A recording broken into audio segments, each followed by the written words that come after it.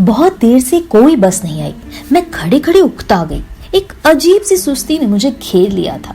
मेरे आसपास लोग खड़े थे, कुछ बतिया रहे थे, कुछ इधर उधर चल फिर रहे थे। मैं उन सब से निर्विकार अपने अकेलेपन से जूझ रही थी। निगाह तो जिधर से बस आनी थी उधर चिपक सी गई थी। मन में एक ही प्रश्न उठ रहा था कि मैं जा क्यों रही हूँ। ना अम्मा ना बाबूजी, कोई भी तो मेरा इंतजार नहीं कर रहा है। तो क्या लौट जाऊं? पर यहाँ अकेली कमरे में करूंगी भी क्या? होली का त्योहार है, अलमारी ठीक कर लूंगी, कपड़े धोकर प्रेस करने का समय मिल जाएगा। 4 दिनों की छुट्टी है, समय ही समय है। सब अपने घर परिवार में होली मना रहे होंगे, किसी के यहाँ जाना भी अजीब लगेगा। नहीं, चली ही जाती हूँ। क्या देहरादून जाऊं शीला के पास। एकाएक मन शीला के पास जाने के लिए मचल उठा। शीला मेरी प्यारी सखी, हमारी ज्वाइनिंग एक ही दिन की है। दोनों ने पढ़ाई पूरी ही की थी कि लोक सेवा आयोग से सीधी भर्ती के तहत हम इंटर कॉलेज में प्रवक्ता पद पर नियुक्त हो गए। प्रथम तैनाती अल्मोड़ा में मिली। अल्मोड़ा एक सुंदर पहाड़ी शहर है जहाँ कस्बाई संस्कृति की चुलबुलाहट है। सुंदर आबो हवा, रमणीक पर्यटन स्थल, खूबसूरत मंदिर, आकार बदलते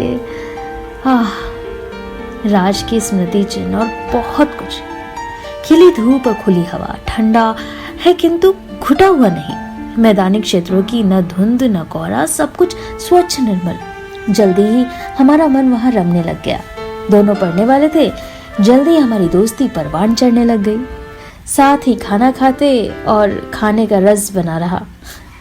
हमारी जहाँ पर रहने की जगह थी वहाँ पहाड़ी थी जगह। सीधे सरल लोग थे और रंग बदलते मौसम, रसीले फल और शाम को टहलना। सेहत तो बननी ही थी। स्कूल की बंदी बंधाई दिनचर्या के उपरांत कुछ शॉपिंग, कुछ बतियाना फिर स्फूर्तिपूर्वक भी लगता था।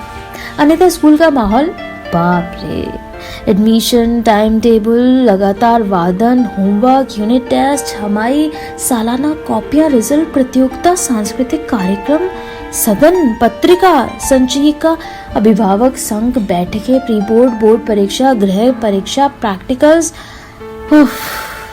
कहीं कुछ चूक तो नहीं गया ना? दुनिया भर की फजीहत। इन सब के बाद 1.25 महीने की गर्मियों की छुट्टी। अधिकांश उड़ जाते अपने स्थायी बसेरों की ओर। मैं भी अल्मोड़ा के शीतल मनोहारी वायुमंडल को त्याग तपते आगरा में अम्मा बाबूजी की शीतल छांव में जाने को बेताब रहती।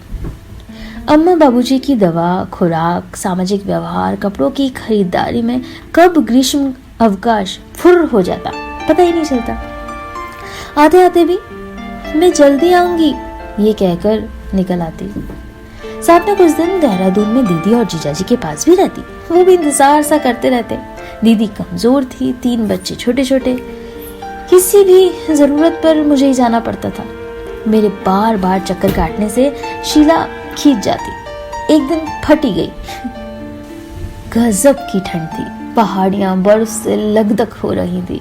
रुक रुक कर होती बारिश ने सबको घरों में रहने पर मजबूर सा कर दिया था। बर्फीली हवा ने पूरी वादी को अपने आगोश में ले लिया था। मैं छुट्टी की एप्लीकेशन और लैब की चाबी के लिए शीला के घर की ओर चल दी। दरवाजा खटखटाया। खट खट ठक ठक। कुछ देर यूं ही खड़ी रही। शीला को आने में समय लगा।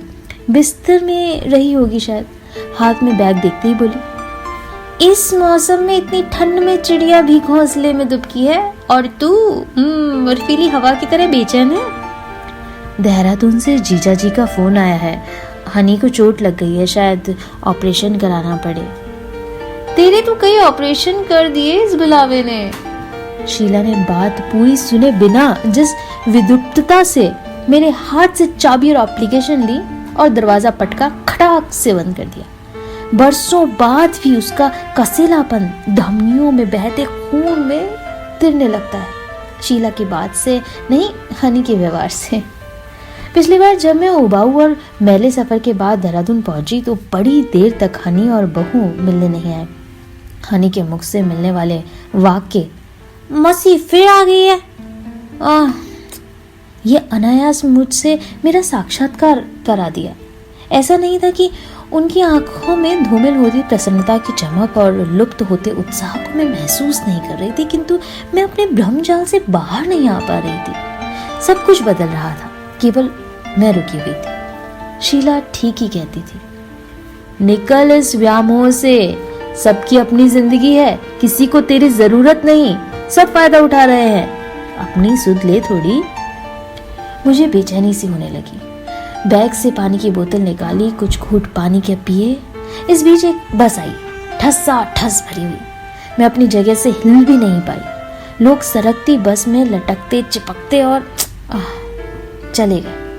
धीरे धीरे मुझे लगने लगा कि अम्मा बाबूजी की मुझ पर निर्भरता बढ़ती जा रही थी। वो हर चीज के लिए मेरी राह देखने लगे।